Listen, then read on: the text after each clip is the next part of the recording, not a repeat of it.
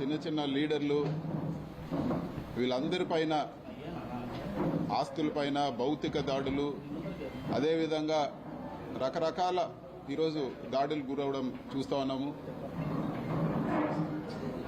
ఇది చాలా దారుణమైన పరిస్థితి. మరీ ముఖ్యంగా పుంగనూరు నియోజకవర్గంలో ఎప్పుడూ లేని కొత్త సంస్కృతికి ఈరోజు తెరలేపుతా ఉన్నారు.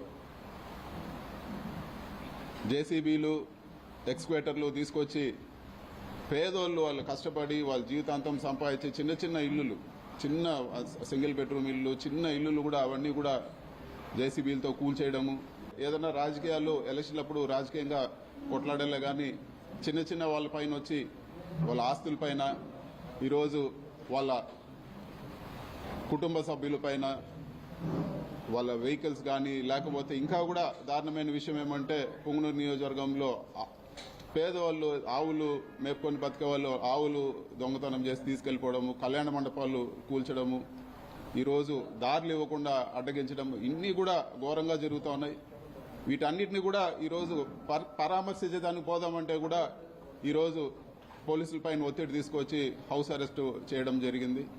ఒక ఎంపీగా నా నియోజకవర్గంలో తిరగడానికి కూడా ఈరోజు నా నియోజకవర్గ ప్రజల్ని కలవడానికి కూడా ఈరోజు రెస్ట్రిక్షన్స్ పెట్టి తిరగనీయకుండా, ఇది వరకు షెడ్యూల్ పెట్టుకుంటే పోలీసు వారు ఇంకొన్ని రోజులు పోనీయండి సార్, ఎలక్షన్ అయింది ఇప్పుడే కొన్ని రోజులు పోనీయండి అని, మరి ఈరోజు కూడా హౌస్ అరెస్ట్ చేసి ఆపాల్సిన అవసరం ఏముందని చెప్పి కూడా నేను అడుగుతా ఉన్నాను. సీట్లు తక్కువ వచ్చిండొచ్చేమో కానీ 40% మంది ఈరోజు రాష్ట్రంలో 40% మంది వైఎస్ఆర్సీపీకి ఓటేశారు.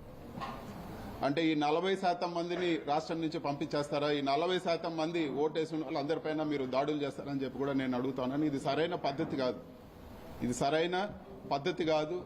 ఇలాంటి దాడులు, ఇలాంటి చర్యలు మంచి పద్ధతి కాదని చెప్పి కూడా నేను తెలియజేస్తాను. అధికారము ఎప్పుడు కూడా ఎవరు కూడా శాశ్వతం కాదు. రాష్ట్రంలో ఎన్నోసార్లు పార్టీలు వచ్చినాయి పోయినాయి కానీ ఇలాంటి సంస్కృతి రాష్ట్ర వ్యాప్తంగా ఇది ఒక కొత్త ఒరవడికి తెరలేపారు. ఈరోజు చెట్లు నరికేశారు, ఈరోజు ఇల్లులు కూల్చేశారు. సో ఒక ప్రజాప్రతినిధిగా నేను అక్కడ పోయి ఆ ఇల్లులు కూల్చింది కానీ ఆ చెట్లు నరికించింది వాళ్ళు పరామర్శిస్తే రాష్ట్ర వ్యాప్తంగా ఈరోజు అందరూ కూడా తెలిసే పరిస్థితి ఉంది. మిగతా ఉండే సర్పంచులు కానీ ప్రజాప్రతినిధులు, చిన్న చిన్న ప్రజాప్రతినిధులు అందరినీ కూడా బెదిరించి పార్టీ మారమనో, లేకపోతే వాళ్ళని ఒత్తిడి చేసో, లేకపోతే రిజైన్ చేయమనో రకరకాలు ఇవన్నీ చేస్తూ ఉన్నారు.